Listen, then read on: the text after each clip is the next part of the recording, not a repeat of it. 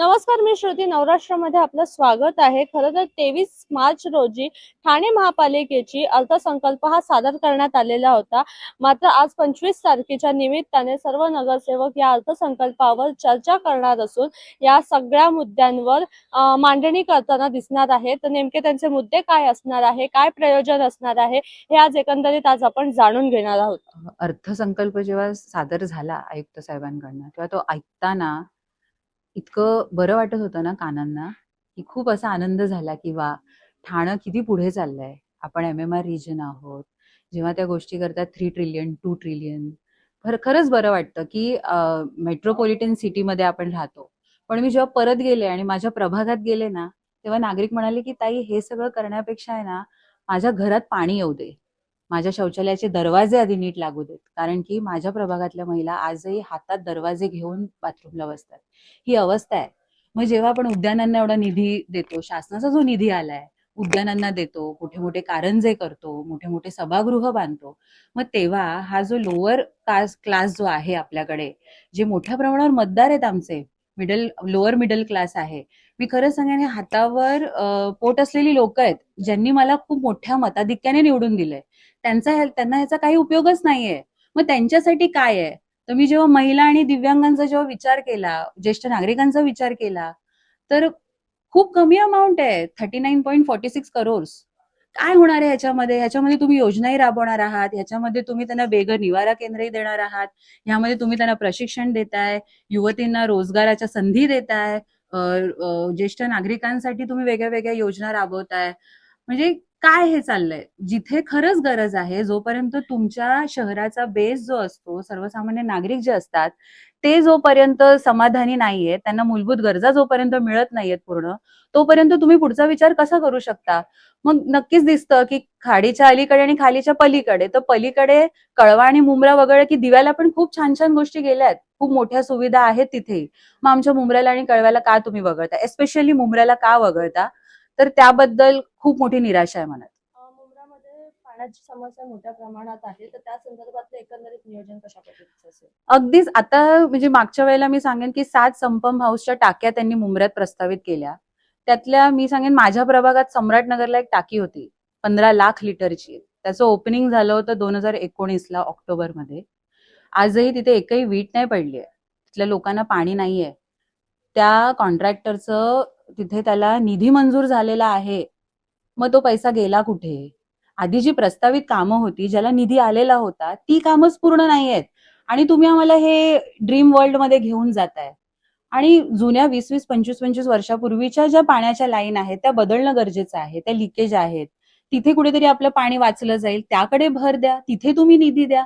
पाणी खात्यालाही त्यांनी अजिबात निधी दिलेला नाहीये. जे आहे तेच पुढे मांडलेलं आहे. त्यामुळे फार मोठी निराशा आहे. बांधकाम विभागात, घनकचरा विभागात आपण जेव्हा जातो, म्हणजे कॉन्सन्ट्रेशन हे ओव्हरऑल तुम्ही इन्फ्रास्ट्रक्चरकडे केलंय, पण ते मोठ्या मोठ्या स्मार्ट सिटीकडे केलंय. मी सांगेन, स्मार्ट सिटीचे जे टॉयलेट आहेत ना, तुम्ही मेन रोडला करता. वस्त्यांमध्ये का नाहीये ते टॉयलेट? त्या लोकांचा अधिकार नाहीये का ह्या सगळ्या सुविधा मिळवण्याचा? हा फार मोठा प्रश्न आहे आणि ह्याचं उत्तर त्यांना खरं तर द्यावंच लागेल. कारण की आम्ही जे नवनिर्वाचित नगरसेवक आहोत ना, त्यांना आम्ही आता हे घेऊनच आलोय की आम्हाला आमच्या तळागाळातल्या जनतेला आधी सुविधा पोहोचवायच्या आहेत. मग तुम्ही तुमचा हाय क्लास बघा. महिला म्हणून एक महिला प्रसूती जे विभाग आहे, त्याच्यानंतर हॉस्पिटलचा मुद्दा निघालेला, बोगस डॉक्टरांचा मुद्दा निघालेला, या संदर्भातल्या दृष्टिकोनातून तुमचं काय मत आहे? माझं असं असेल की आशाताई आहेत, त्यांच्याबद्दल मला खरं सहानुभूती आहे. कारण की कसं आहे, तीच असते जी बाळाला लहान, जेव्हा ते बाळ जन्माला येतं तेव्हापासून ते 5 वर्षाचं होईपर्यंत ती त्याला वेळच्या वेळी त्याची चाचणी करणं, त्याला वेळच्या वेळी औषधं पोचवणं सिस्टर बरोबर, तिचा तो सर्वे असतो. आज आपण बघाल तर समजा 100, आपण फॉर एक्झाम्पल 100 अंगणवाड्या आहेत, तर एका अंगणवाडीला 2 आशा वर्कर लागतात. तुम्ही बघाल तर अशा कित्येक अंगणवाड्या आहेत, त्यांना आशा वर्कर नाहीच आहेत, एकही नाहीये. मग त्या जागा का नाही भरल्या जात? हा परत तोच मुद्दा येतो की तुम्ही तुमच्या शहरातला जो मूळ वर्ग आहे, जो गरीब तबका आहे, जे मोठ्या संख्येने आहेत तुमचे मतदार, लोकसंख्येत त्यांचा वाटा खूप मोठा आहे, त्यांना आधी सुविधा तुम्ही पुरवा, त्यांच्या आरोग्याच्या दृष्टीने तुम्ही बघा, आणि त्यासाठी नक्कीच मी येणाऱ्या काळात पाठपुरावा करणार आहे. आज फिर से बजट डिस्कशन पे आगे सेशन कंटिन्यू किया जाएगा। जो पिछले 23rd को जो महासभा रखी गई थी बजट को लेकर, इसको आज हम वापस कंटिन्यू करेंगे। और किसी नगर सेवक को अगर कोई बजट से इशू है या किसी को अपना कुछ डिमांड रेज करना है तो वो आज बोल सकते हैं। तुमचे नेमके मुद्दे काय असणार आहेत? मुद्दे तो बहुत है, वो आपको धीरे धीरे पता चल जाएंगे। मुंब्रामध्ये पाण्याचा प्रश्न आहे, त्या संदर्भात तुमचं काय नियोजन तुम्ही आयुक्तांसमोर मांडणार आहात? यस, जैसे 23rd के पहले की सभा में हमने आवाज उठाई थी पानी के मुद्दे को लेकर। मुमरा में बहुत प्रॉब्लम चल रही थी और महापौर ने हमको इस पे सपोर्ट किया था। उन्होंने अधिकारियों को स्पेशली वार्न किया कि जल्द से जल्द ये पानी का प्रॉब्लम सॉल्व होना चाहिए। तो फिलहाल मैंने जैसे आपको बोला था कि एक उम्मीद थी कि क्योंकि हमारे महापौर महोदय ने इस बात पर चर्चा की तो प्रॉब्लम सॉल्व होगा, और वैसे ही हुआ। मुमरा में एक वार्ड के एक एरिया में पानी का काम स्टार्ट किया गया है, न्यू पाइपलाइन इंस्टॉलेशन का। तो अगर ये हो सकता है तो फिर धीरे धीरे अब इंशाल्लाह उम्मीद है कि और भी जल्दी पानी की प्रॉब्लम सॉल्व हो जाए। बरेच मुद्दे घेऊन आलेलो आहे. पाणी असेल, कचरा असेल, महिला संदर्भातील प्रश्न, हा? महिला संदर्भात महिला संदर्भात म्हणजे या सगळ्याच गोष्टी आहेत. म्हणजे ज्या गोष्टींचं ऑडिटच झालेलं नाहीये त्याची मंजुरी कशी काय? 2 वर्षापूर्वी 3 वर्षापूर्वी झालेले कामांचं ऑडिट अजूनपर्यंत झालेलं नाहीये. आणि आपल्याला कशासाठी पैसे हवेत किंवा आपल्याला काय नेमकी गरज काय आहे, त्याच्या व्यतिरिक्त दुसरीकडेच आपण उडी घेतली आहे. आपला पाणी प्रश्न सुटला नाहीये, हॉस्पिटलचा प्रश्न सुटला नाहीये. मुंबई महानगरपालिकेचं धरण आहे, नवी मुंबई महानगरपालिकेचं धरण आहे. नवी मुंबई महानगरपालिका आता दुसरं धरण बांधण्याच्या तयारीत आहे, तरी ठाणे महानगरपालिकेचं धरण नाही. कचऱ्या बाबतीत नियोजन शून्य, डम्पिंग ग्राउंड नाही. आपल्या आता आयुक्तांनी डिक्लेअर केली लोकसंख्या ठाण्याची 27 लाख लोकसंख्यामध्ये गव्हर्नमेंट हॉस्पिटलमध्ये फक्त 30 NICU बेड आहेत लहान मुलांसाठी काचेत ठेवण्यासाठी. सो ही ठाणे महानगरपालिकेची आत्ताची निंदनीय अवस्था आहे. ही कधी सुधारेल? ज्यावेळेस म्हणजे त्यांनी असं दाखवलं बजेट की आम्ही धारावीतून डायरेक्ट सिंगापूरला गेलो. त्यामुळे ठाण्याचे नागरिक काय एवढे वेडे नाही आहेत.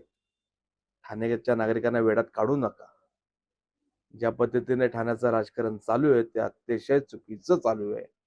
त्यामुळे या बजेटमध्ये जे काय असेल ते आता आम्ही समोर जाऊच, पण बघूयात आता काय होतंय त्याच्यात. विरोध कोणकोणत्या विषयांवर तुमचा असणार आहे? विरोध म्हणजे मी तेच आता सांगितलं ना की ज्या गोष्टी ज्या झालेल्या आहेत, ज्या गोष्टीला ठाण्याची नीड आहे त्या गोष्टीच झाल्या नाही. तर विरोध म्हणजे कसं आहे की बाबा एकंदरीत जिथे जिथे उद्यान झालेत किंवा माझ्या प्रभागामध्ये उद्यानच नाही, माझ्या प्रभागामध्ये सीबीएसईची शाळाच नाही. एक शाळा आत्ता त्यांनी डिक्लेअर केली जी एका ARच्या रूपात किंवा काय कसल्या रूपात बिल्डरने बांधून दिलेली आहे, त्याच्यामध्ये त्यांनी सीबीएसई बोर्ड सुरू केलंय. ते पण बेंगलोरची का कुठली एक कंपनी किंवा एजन्सी घेऊन ते काम चालू केलेलं आहे. पण त्याच्यामध्ये तथ्य काय आहे, त्याच्यामध्ये विद्यार्थी पटसंख्या किती आहे ह्याचा काही अजूनपर्यंत खुलासा झालेला नाहीये. ठाणे हे वाढत्या लोकसंख्येचं शहर आहे, तेवढेच प्रवासीही वाढत आहेत. बस नियोजनाबद्दल तुमचं काय मत आहे? बस नियोजन वाढवले पाहिजेत. एक सोप्पा म्हणजे त्या बजेटमध्ये असं दाखवलं, म्हणजे 791 कोटी 83 लाखाचा जो निधी ते आहे, सगळं हे तुम्हाला सगळं माहिती आहे, ते आपण बाजूला ठेवूया. ते तर आहेच. ठाण्याची काय परिवहनची म्हणजे ठीक आहे, परिवहन म्हणजे परिवहन डुबीत असेल तरी पण ठाण्याच्या लोकांना ते सुविधा देते. पण त्याचप्रमाणे आता आधार कार्ड हे गव्हर्नमेंटनेच बनवून दिलंय. आधार कार्डवरती गव्हर्नमेंटचा विश्वास नाही का? कारण की अबोव 65, अबोव 60 एज वयोवृद्ध लोकांना तुम्ही आपल्या महानगरपालिकेच्या वाघाडीच्या डेपोमध्ये किंवा कुठले डेपो असतील तिथे तासनतास 4-4 तास लाईनीमध्ये उभं करता. एक डिजिटल कार्ड काढण्यासाठी, हे प्रूफ करण्यासाठी की तुम्ही वयोवृद्ध आहात. मग ह्याच्यासाठी 4-4 तास लाईन लावायची. ते एजन्सी सांगणार फॉर्म संपले रे. मग 3 तास लाईन जो वयोवृद्ध माणूस उभा असणार तो आपल्या घरी जाणार, दुसऱ्या दिवशी परत बघायला जाणार फॉर्म आलाय की नाही रे.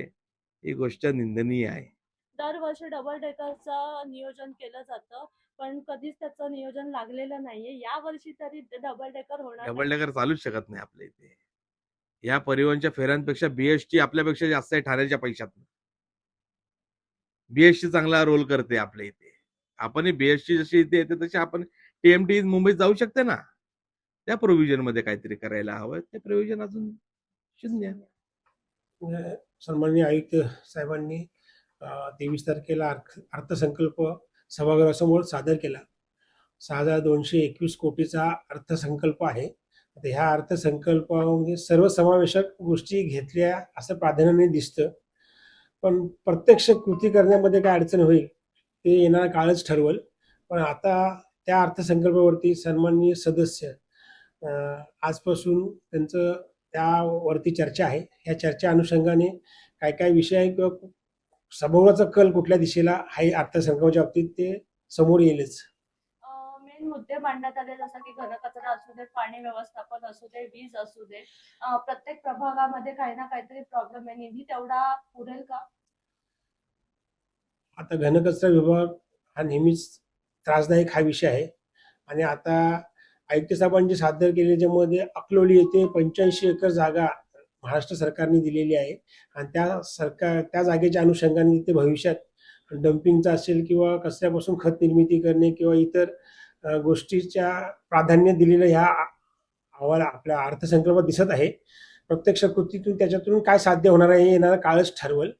त्याचबरोबर पाणी समस्या ही एक भेडसावणारी आहे, कारण पाणी ठाण्याचं नागरीकरण वाढत चाललेलं आहे आणि ठाण्याकडे बघण्याचा दृष्टिकोन आणि लोकांचा राहण्यासाठी योग्य शहर म्हणून बघितलं जातं. त्यामुळे नक्कीच नागरिक सुविधावर ताण पडलेला आहे. त्यात पाणी भविष्यात जे लागणार आहे त्यासाठी एक कशा पद्धतीने तरतूद करावी लागेल आणि आयुक्त साहेबांनी त्यांचा प्रस्ताव अर्थसंकल्पात मांडलेलाच आहे, पण भविष्यात स्वतःचं तलाव असावं ह्या भावनेतून आम्ही वाटचाल करणार आहोत, जेणेकरून दुसऱ्यावर डिपेंड किती वेळा राहायचं. कारण आपण सिडकोकडून घेतोय किंवा मुंबई महानगरपालिकेकडून आपण पाणी घेतोय आणि त्या MIDC कडून पण पाणी घेतोय, पण ते पाणी नेहमी कमी पडत चाललेलं आहे. आपल्याला त्या भविष्यात पाणी कमी पडू नये म्हणून स्वतःचं एक स्वतंत्र तलाव असावं किंवा धरण असावं ह्या भावनेतून सभागृहाचा कल दिसत आहे.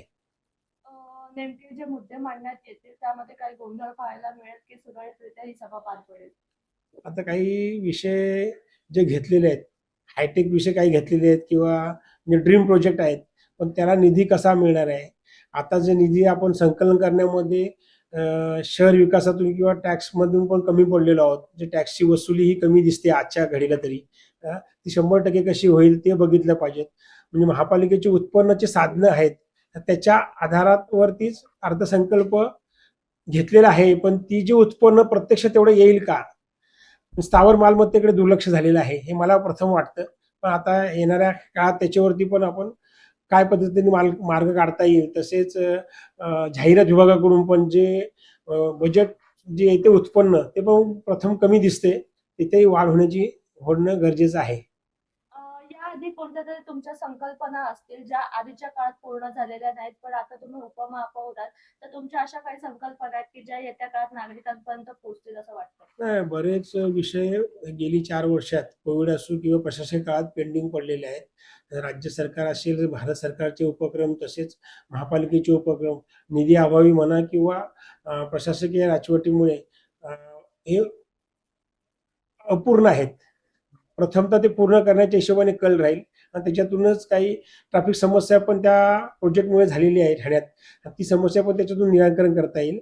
त्या दृष्टिकोनातून जे रिंग रेल्वे असेल, रिंग मेट्रो असेल, मेट्रो आहे आणि उन्नत मार्ग आहे, हे मार्ग लवकरात लवकर मार्गी करून ट्रॅफिक समस्या मुक्त करण्याच्या हिशोबाने सभागृहाचा कल राहील.